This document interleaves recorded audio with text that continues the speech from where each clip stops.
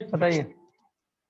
अरे आप एक बार स्क्रीन को ऑफ शेयरिंग करके फिर से शेयरिंग करेंगे, ब्लैक जैसा कुछ दिख रहा है। Okay okay, no problem.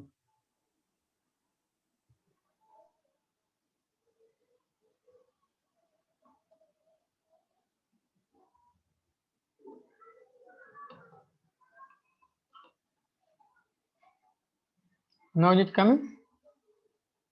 Yes sir. ठीक है, okay. So we discussing about mechanism of Cannizzaro reaction ना। सो एक क्वेश्चन के थ्रू फिर से उसको देख लेते हैं एक बार। जैसे हमारे पास है PH C double bond two H. Sir वो मैकेनिज्म थोड़ा और एक बार लिख देंगे, हाँ वो इस कॉपी नहीं कर पाया था। हाँ यहाँ पे भी मैं मैकेनिज्म ही लिखने वाला हूँ, परेशान मत हो। तो जैसे कंसंट्रेटेड NaOH है, तो प्रोजेक्ट क्या बनता है? एक मॉलिक्यूल को रिड्यूस कर दो, अल्कोहल बना दो, दूसरे मॉलिक्यूल को ऑक्सीडाइज कर दो और कार्बोजिलेट आयन बना दो। ये जिस प्रोपोर्शन से रिएक्शन हो जाता है। मैकेनिज्म क्या थी देखो, मैं बताया था पहले स्टेप में क्या होता है। देखो पहले स्टेप में OH माइनस का यहाँ पे न्यूक्लियोफिलिक एडिशन होता है। OH माइनस का यहाँ पे क्या रहता है? न्यूक्लियोफिलिक एडिशन होता है। ये तो फर्स्ट स्टेप। उसके बाद क्या होता है देखो नेक्स्ट स्टेप में,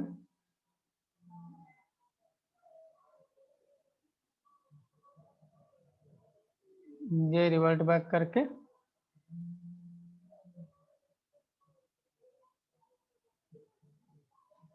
करके यहाँ से H को निकाल देता है H माइनस के फॉर्म में। OH माइनस यहाँ पे अटैक करके ये रेसिप्ट हो जाता है और क्या बन जाता है? PH C double bond O OH plus PH CO minus H and H। यहाँ पे this is nothing but hydride shift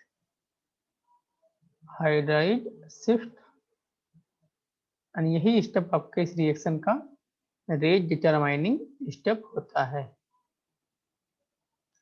उसके बाद थर्ड स्टेप में क्या होगा? हाइड्रोजन एक्सचेंज हो जाता है। कार्बोक्सिलिक एसिड का आयन इसके पास चला जाता है, तो यहाँ पे H प्लस एक्सचेंज हो जाता है। Then we get PH C double bond O minus Na plus plus PH CH2OH। बात समझे? ये रिएक्शन क्यों फिजिबल है आप देख सकते हैं। ये स्ट्रॉन्ग एसिड है और ये वीक एसिड है, इसलिए रिएक्शन फिजिबल है ना। ये कार्बोक्सिलिक एसिड है, ये फिनॉल है। मुझे पता है कार्बोक्सिलिक एसिड फिनॉल से ज़्यादा स्ट्रॉन्गर एसिड होता है and acid base reaction strong acid से वीक एसिड के डायरेक्शन में स्पॉन्टेनियस होती है। तो ये समझ आ गया कि नहीं? Yes sir. कर लो copy.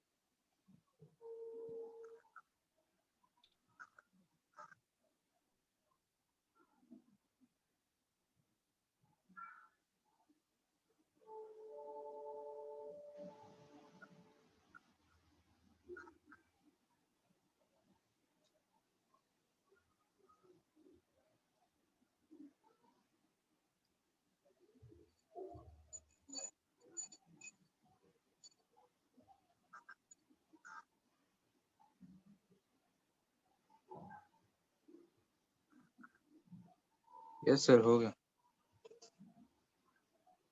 Okay,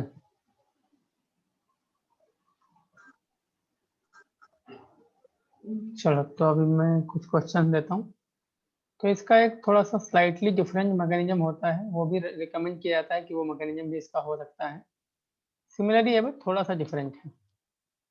One more mechanism is suggested for this, which is little different from above mechanism. वो क्या है देख लेते हैं। H C dual bond OH plus H C dual bond OH OH minus. पहला step similar है, पहला step जो हमारे प्रीवियस मैकेनिज्म में था वही है। OH माइनस का यहाँ पे न्यूक्लियोफिलिक एडिशन हो जाता है इस तरीके से, राइट। तो ये OH माइनस यहाँ पे जाके ऐड हो गया।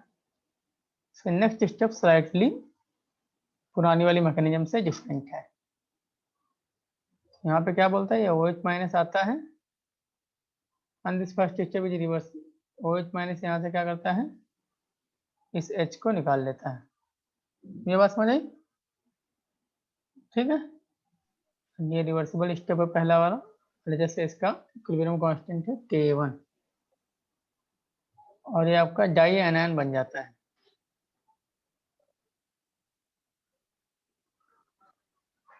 ठीक है। जैसे इसका इक्विलिब्रियम कांस्टेंट बोल देता हूँ, जैसे K2 है या रेट कांस्टेंट K2 है, इसका rate K2 K1 and K2। जैसे H2 अभी यहाँ बनेगा। थर्ड स्टेप में फिर हाइड्राइड शिफ्ट होता है, थर्ड स्टेप में हाइड्राइड शिफ्ट होता है।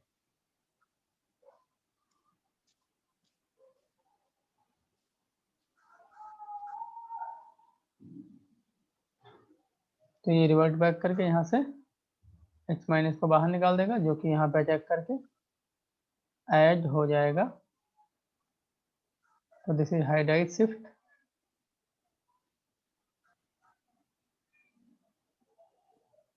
and we get HC double bond O minus plus HCO minus H and H and फिर यही आपका RDS रहता है, हाइड्राइड शिफ्ट इज RDS। ये क्वेश्चन एक बार पूछा जा चुका है कि कैनेजारो रिएक्शन में RDS क्या होता है, तो ध्यान रखिएगा ना।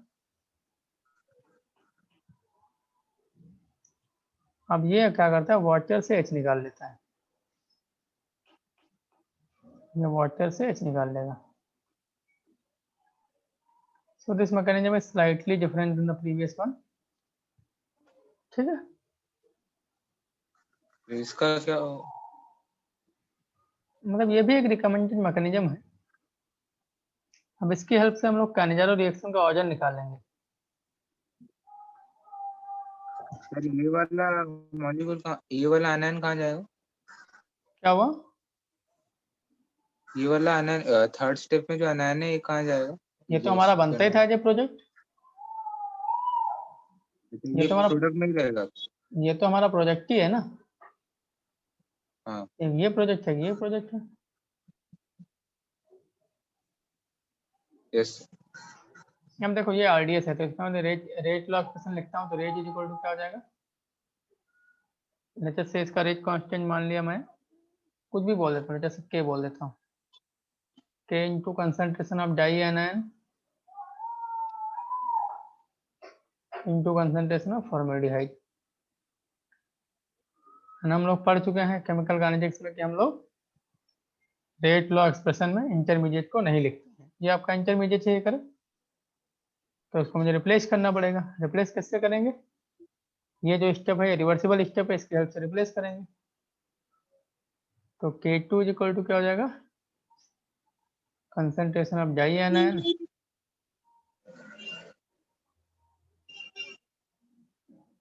Upon concentration of this anion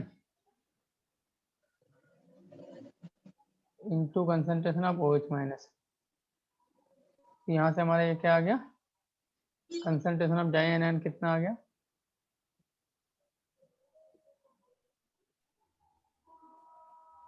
is equal to concentration of this is equal to K2 into concentration of this ion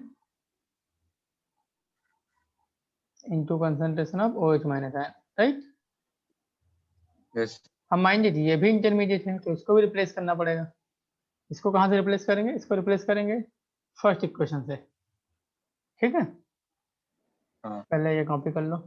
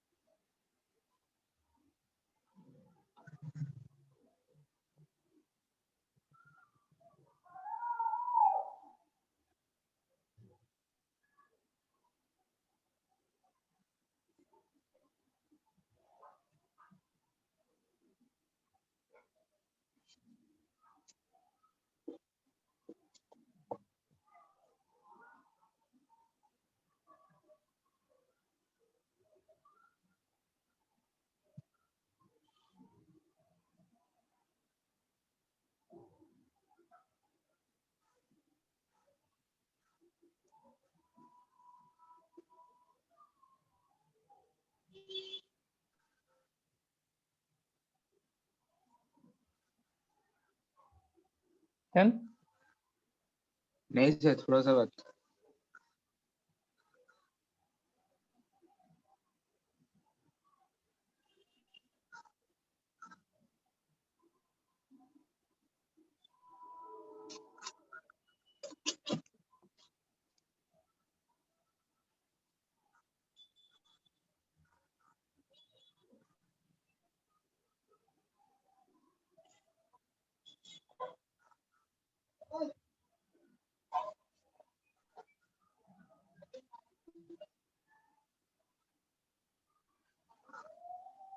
ये सर हो गया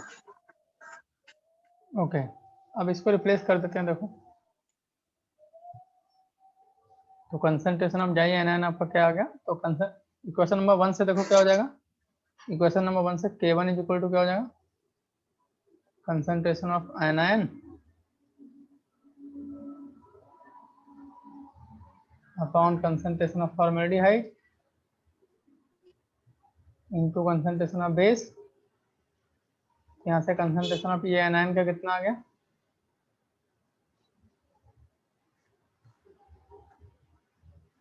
that is nothing but K1 concentration of formaldehyde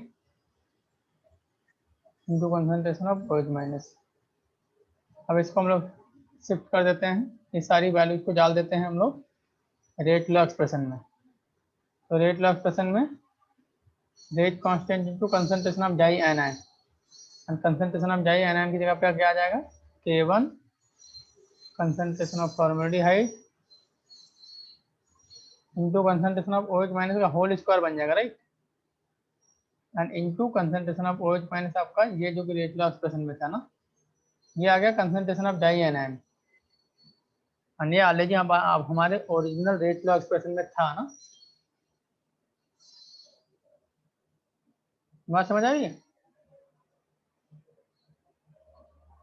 yes sir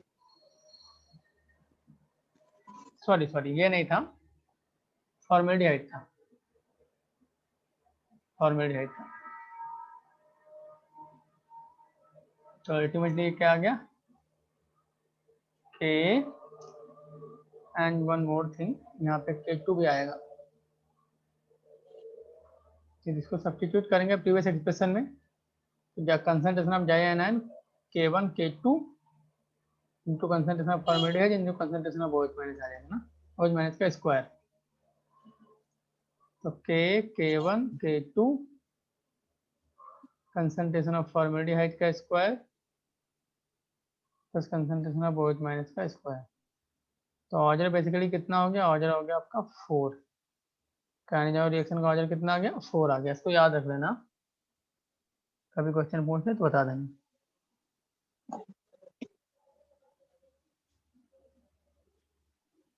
clear? Yes.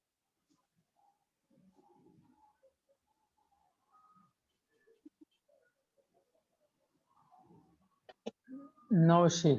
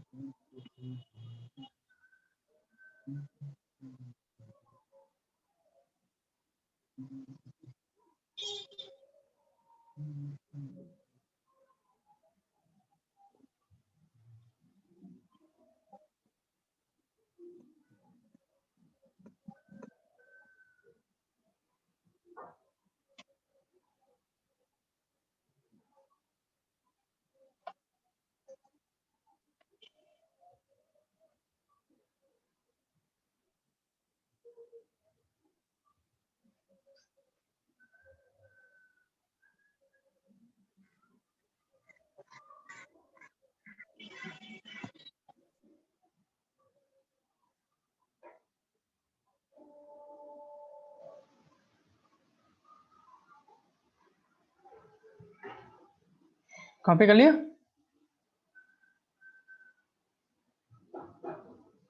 Yes sir. ठीक है, चलो questions करो जल्दी जल्दी। तो इनके क्वेश्चन करना तो काफी आसान है। एक मॉलिक्यूल को रिड्यूस कर दो, दूसरे को ऑक्सीडेट कर दो, बस ना।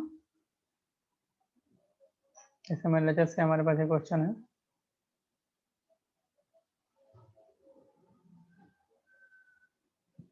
Concentrated NaOH। तो एक मॉलिक्यूल को रिड्यूस करके बना दूंगा मैं अल्कोहल, एक को रिड्यूस करके अल्कोहल बना दूंगा, एंड दूसरे से हम लोग बना देंगे कार्बोजिलेट आयन। ठीक है, चलो क्वेश्चन करते हैं। जैसे आई है H, C double bond O, यहाँ पे D है, ठीक है, अनकंसंट्रेटेड NaOH। तो ध्यान रखो यहाँ पे, अभी यहाँ पे जब माइग्रेट होगा तो आपका H माइग्रेट होगा, D माइग्रेट नहीं होगा। तो पहला स्टेप तो कॉमन रहेगा, OH माइनस आपका अटैक करेगा यहाँ पे, और क्या बन जाएगा HCO minus OH and D। अब जब ये रिवर्ट बैक करेगा तो माइग्रेट यहाँ से H होगा, बिकॉज मुझे पता है CD बॉन्ड CH बॉन्ड से स्ट्रांग होता है, तो CH बॉन्ड ब्रेक होगा और H माइग्रेट होगा, तो H माइनस शिफ्ट होगा यहाँ से। H माइग्रेट होगा सर ये तो और एक बार बताएंगे। अब देखो यहाँ पे आपके पास हाइड्रोजन भी है, ड्यूटीरियम भी है। तो जब ये हाँ। रिवर्ट बैक करेगा तो हम ड्यूटीरियम को माइग्रेट नहीं करेंगे, बिकॉज सबसे वीक होता है आपका CH बॉन्ड, फिर होता है CD बॉन्ड, और उसके बाद होता है CT बॉन्ड, सबसे स्ट्रांग होता है। जितना हैवियर आइसोटोप होता है बॉन्ड भी उतना ज़्यादा स्ट्रांग होता है। तो सिंस CH बॉन्ड वीक है, इसलिए माइग्रेट यहाँ से H माइनस करेगा, D नहीं करेगा। तो H माइनस यहाँ पे जाके अटैक कर देगा, और मुझे क्या मिल जाएगा project, D C double bond O minus plus CH2DOH।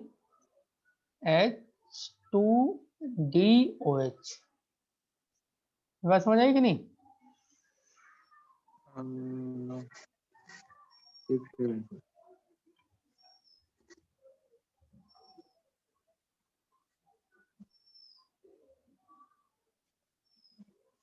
Clear? हाँ हाँ हाँ। यस। अब देखो, जैसे हमारे पास है सर मैं कॉपी नहीं किया था, मैं समझ गया।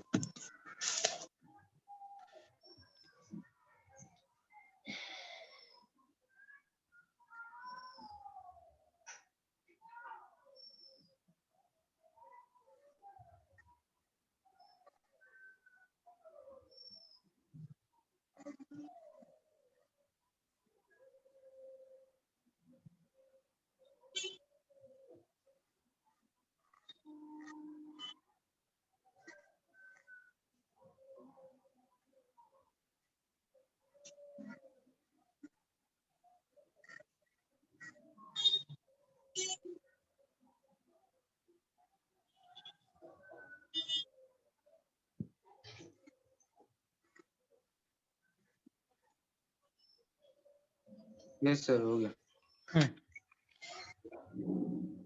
अब देखो अगला क्वेश्चन देखो, जैसे आए हो HC double bond O D, reaction कराता हूँ कंसंट्रेटेड NaOD के साथ एंड D2O। अब देखो क्या होगा, यहाँ पे OD माइनस अटैक करेगा, OD माइनस अटैक करेगा, राइट। क्या बन जाएगा H, D2O क्यों दे रहा क्या क्या है? D2O क्यों दे रहा है? ये तो पानी ना सॉल्वेंट होगा ना, ये तो बस दिस इज सिंपली अच्छा। सॉल्वेंट। तो वो लिखूं चाहे नहीं लिखूं वो तो वहां पे होता ही है ना। अच्छा मैं एक्सक्लूसिवली G2 लिख के दिखा दी, सबको कंफ्यूजन ना हो कि सब D ही है, इसीलिए बता रहा हूँ। तो तो ये बन गया।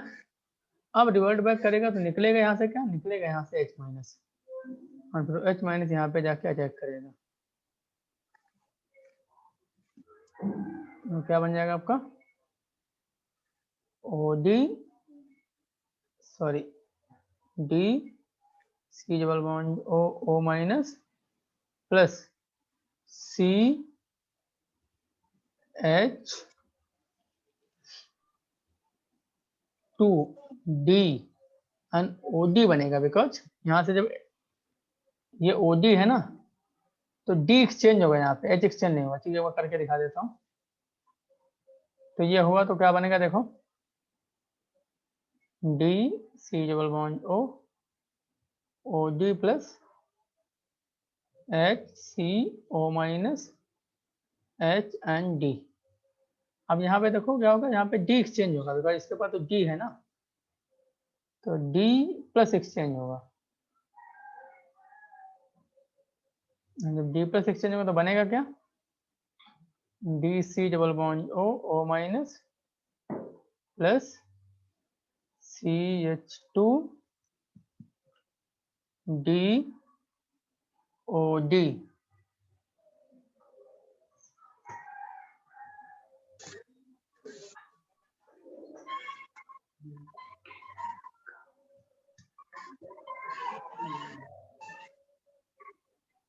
क्लियर? Yes sir. मैं कॉपी कर रहा हूँ। कॉपी कर लीजिए।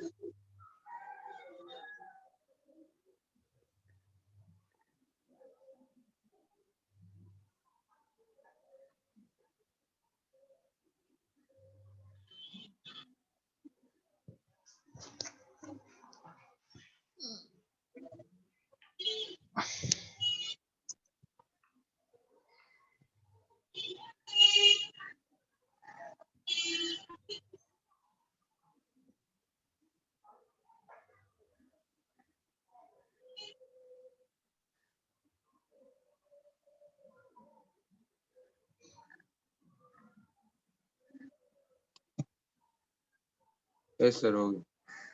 देखो नेक्स्ट हम लोग देखें क्रॉस कैनिजारो। क्रॉस कैनिजारो जिसमें दो अलग अलग एल्डिहाइड दिए रहते हैं।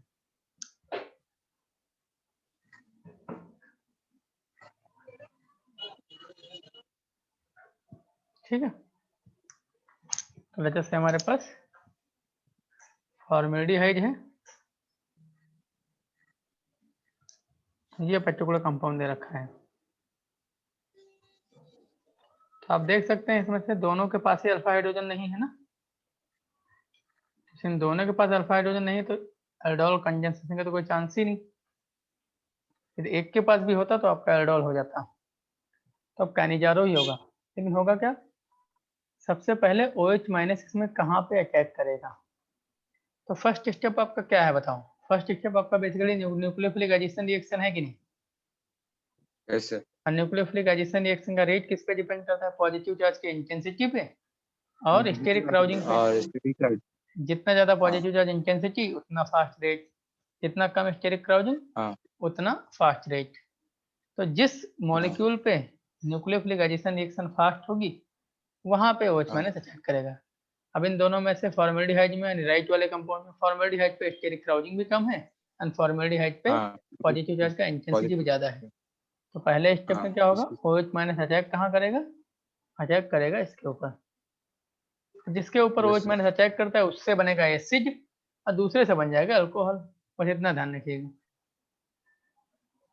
मगर जिसके ऊपर OH माइनस अटैक करता है उसी से तो एसिड बनता है। हाँ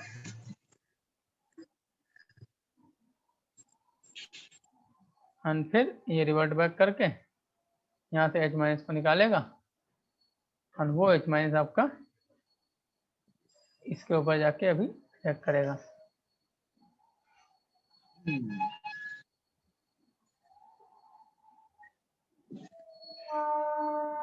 ये बन जाएगा आपका H C double bond O OH plus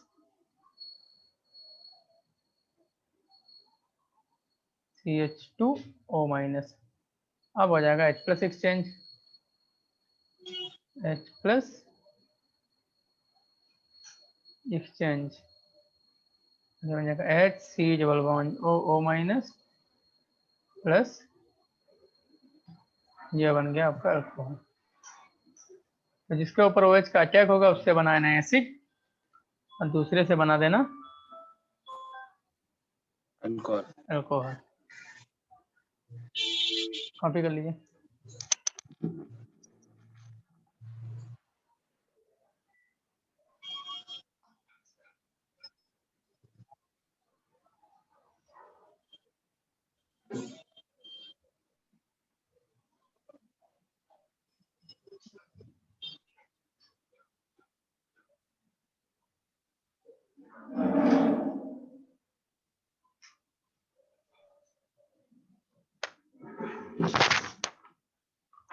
हो गया।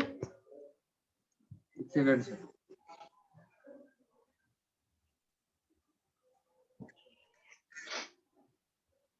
yes sir चलो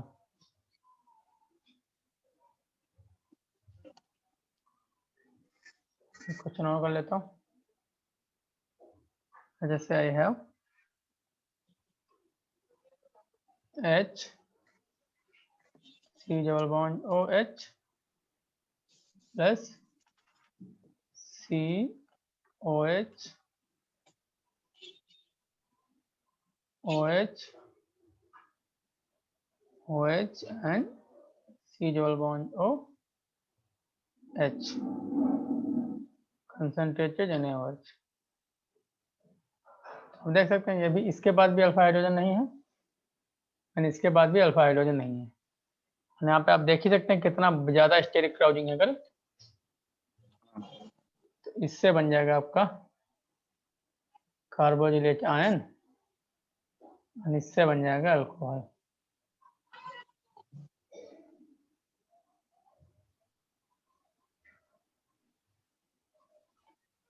अच्छा है ना? yes sir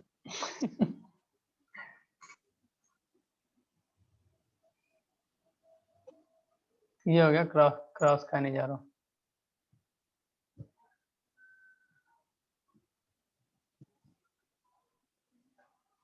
स्वस्तिक का वो बन गया हाँ वही बता रहा हूँ।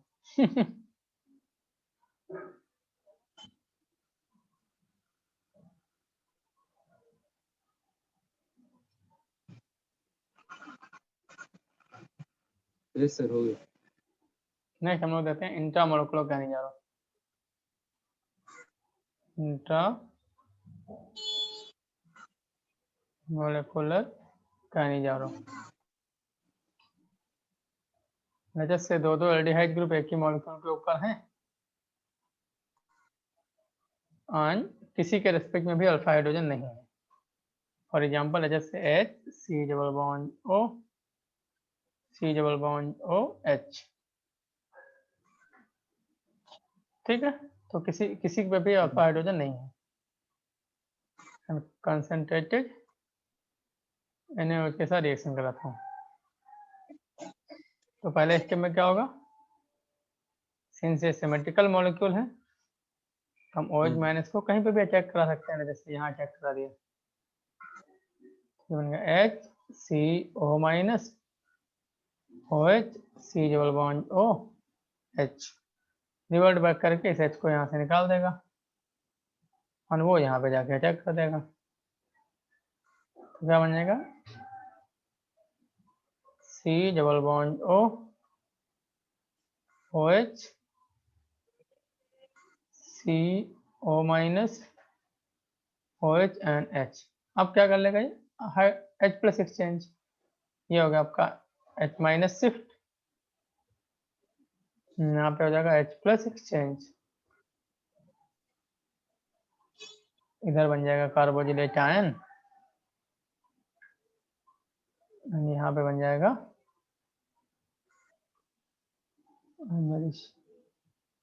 यस, यहाँ पे बन जाएगा, sorry this is hydrogen not OH, यहाँ पे बन जाएगा अल्कोहल। बात समझ आ गई कि नहीं? यस ठीक है, चलो क्वेश्चन और करो इसके ऊपर बेस्ट। अच्छा से I have TH, sir copy कर लूँ सर? हाँ कॉपी करो, मैं मिटा नहीं रहा हूँ।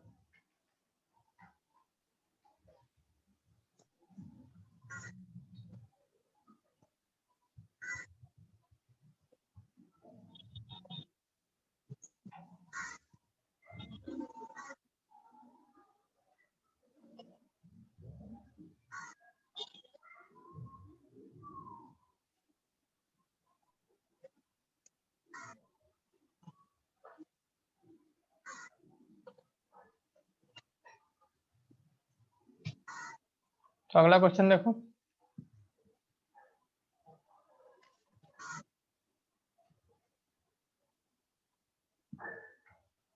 कॉपी कर लिया? हाँ सर। अब इस क्वेश्चन में देखो क्या होगा, यहाँ पे पॉजिटिव चार्ज का इंटेंसिटी ज्यादा है और यहीं पे स्टेरिक क्राउडिंग भी कम है, तो OH माइनस का अटैक यहाँ पे होगा। Yes sir. तो OH माइनस का अटैक सबसे पहले कहाँ पे होगा, यहाँ पे होगा, वन पे रिवर्ट बैक करेगा, यहाँ पे हाइड्राइड शिफ्ट और वो यहाँ पे जाके अटैक कर देगा।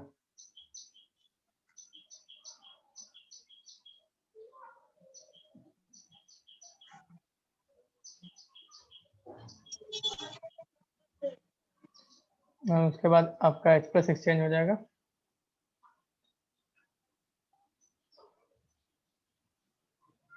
and we'll get PH CHOH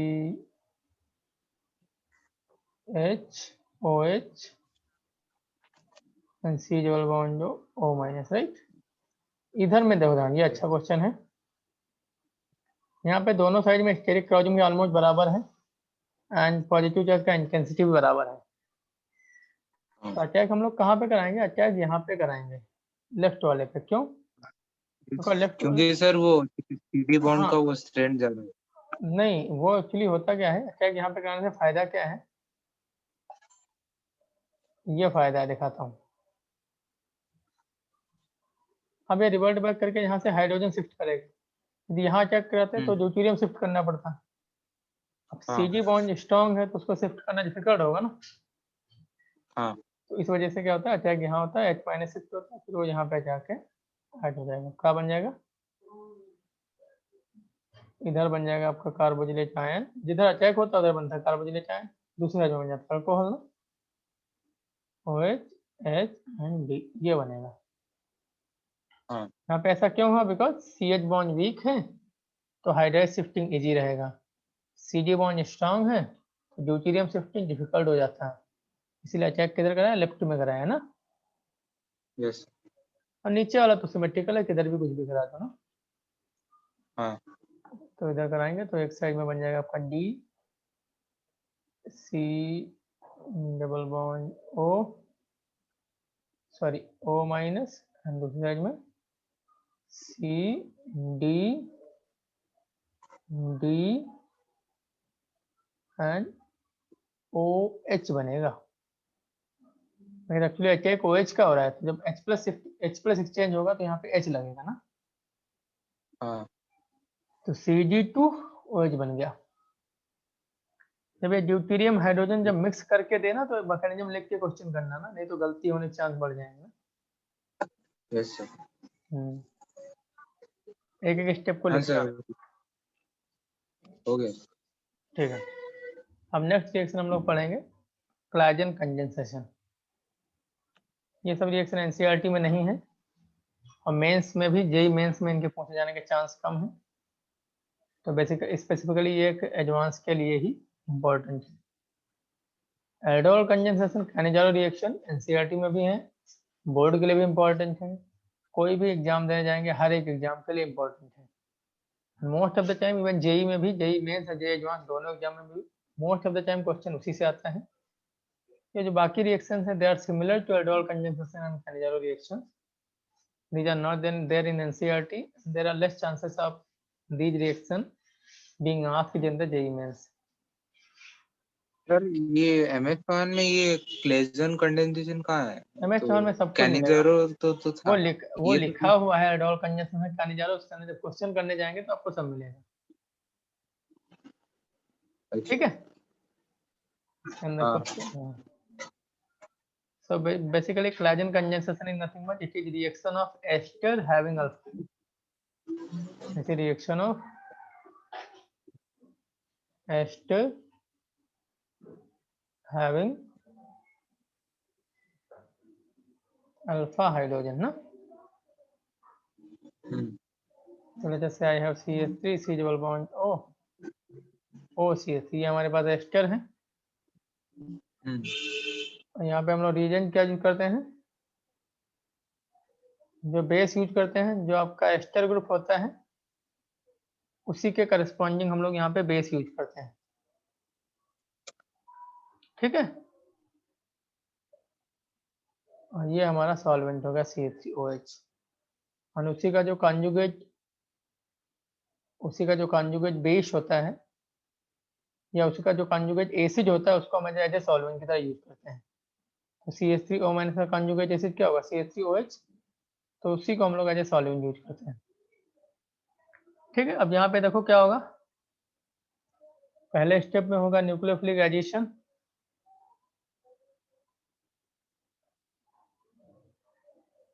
ये CH3, जैसे आप न्यूक्लियोफिलिक एडिशन करा रहे हैं तो दिखा रहा हूँ न्यूक्लियोफिलिक एडिशन कराने से कुछ फायदा नहीं होगा, न्यूक्लियोफिलिक एडिशन कराने से कुछ फायदा नहीं होगा। क्यों कुछ फायदा क्यों नहीं होगा, बिकॉज अभी ये रिवर्ट बैक करके फिर से इसको बाहर निकाल देगा, तो अल्टीमेटली आपको जो रिएक्टेंट था वही प्रोजेक्ट बन गया, कोई नेक्स्ट रिएक्शन हुई नहीं, करेक्ट। तो इसलिए न्यूक्लियोफिलिक एडिशन कराने का यहाँ पे कोई फायदा नहीं है। तो होगा क्या, होगा जैसा कि हमारा एल्डोल कंडेंसेशन और कैनिजारो रिएक्शन में होता है, सॉरी एल्डोल कंडेंसेशन में जैसा होता है। क्या होगा,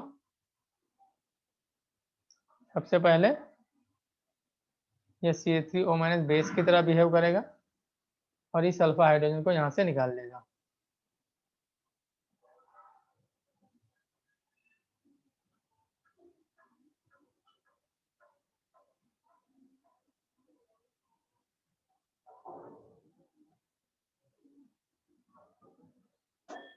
हेलो।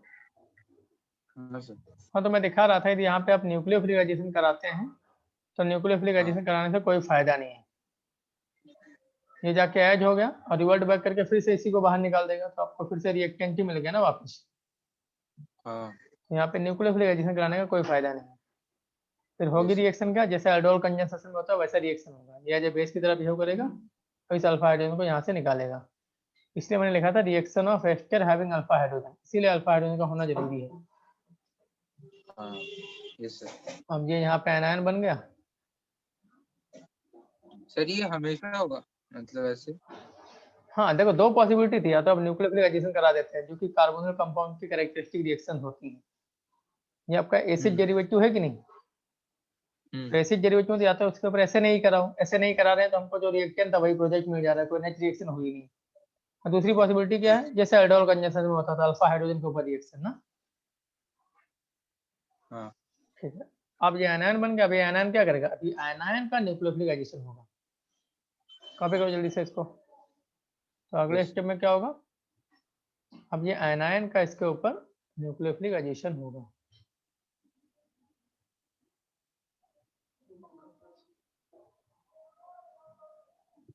नाउ इस एनायन का न्यूक्लियोफिलिक पोजीशन होगा यहाँ पे, ये बनेगा CH3O minus OCH3 CH2 C double bond O2, right. उसके बाद अभी क्या करेगा, अब ये रिवर्ट बैक करके इस OCH3 को बाहर निकाल देगा, है ना।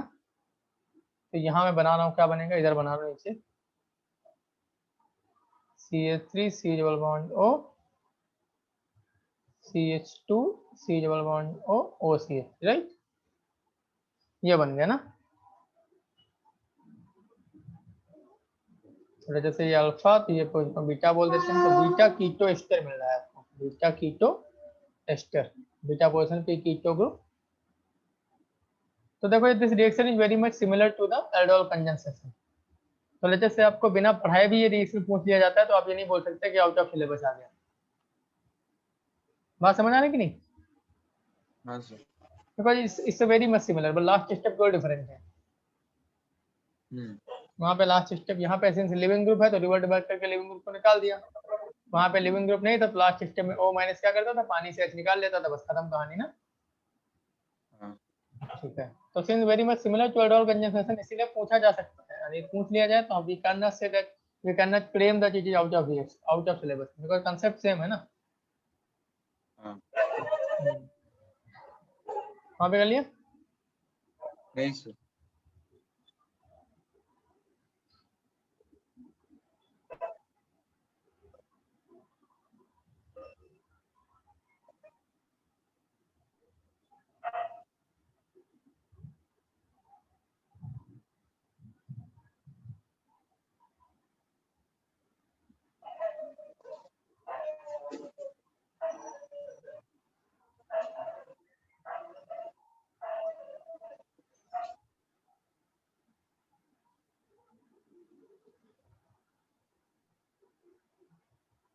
डन। सर एक तो बाकी है।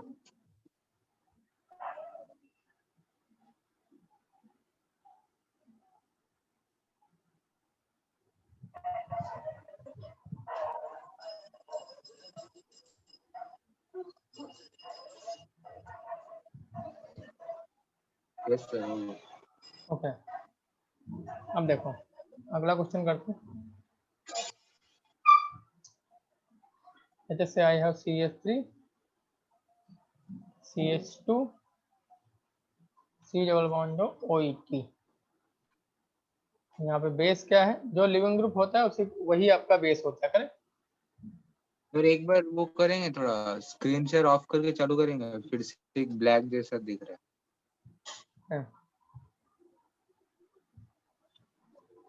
अभी दिख रहा है। हाँ हाँ। तो देखो अभी, तो सिमिलर स्टेप, यहाँ से H निकालेगा और ये एनायन बन जाएगा, सॉरी, और उसके बाद ये जाके अटैक कर देगा इसके ऊपर, C double bond O ETO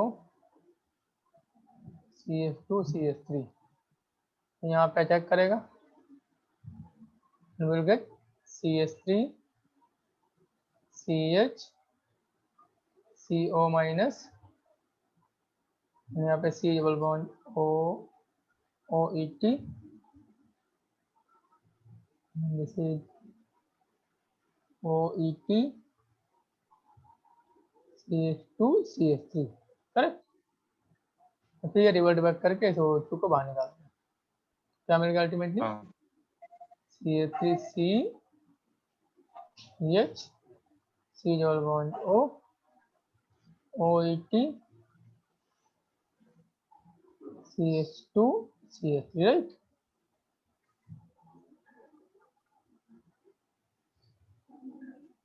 okay, एक कार्बन तो मैंने बीच में गायब कर दिया, यहाँ पे एक कार्बन होगा उसके ऊपर C double bond, clear.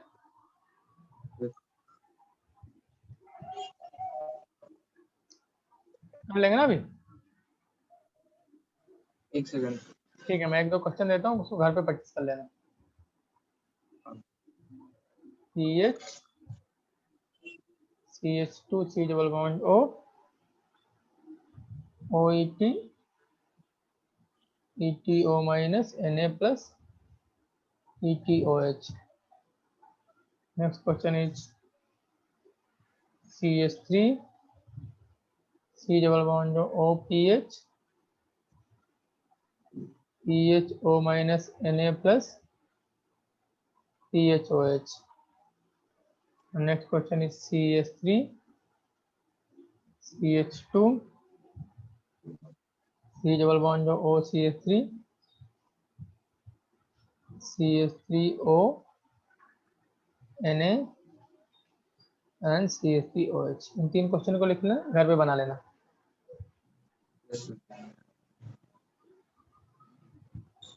Done? हाँ सर। ठीक है, नेक्स्ट हम लोग देखते हैं क्रॉस कोलाइजन। जैसे क्रॉस एल्डोल होता है, ऐसे cross collision.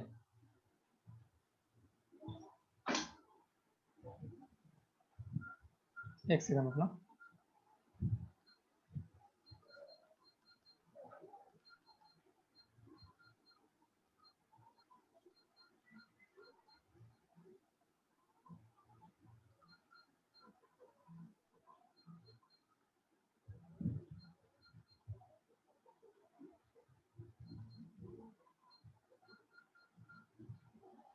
Okay, so let's just say I have H C double bond O OCH3 plus CH3 C double bond O OCH3 CH3O minus Na plus CH3OH. अब देखो यहाँ पे, इसके बाद तो अल्फा हाइड्रोजन है ही नहीं, तो आयनायन तो यहीं पे बनेगा और कोई पॉसिबिलिटी नहीं है।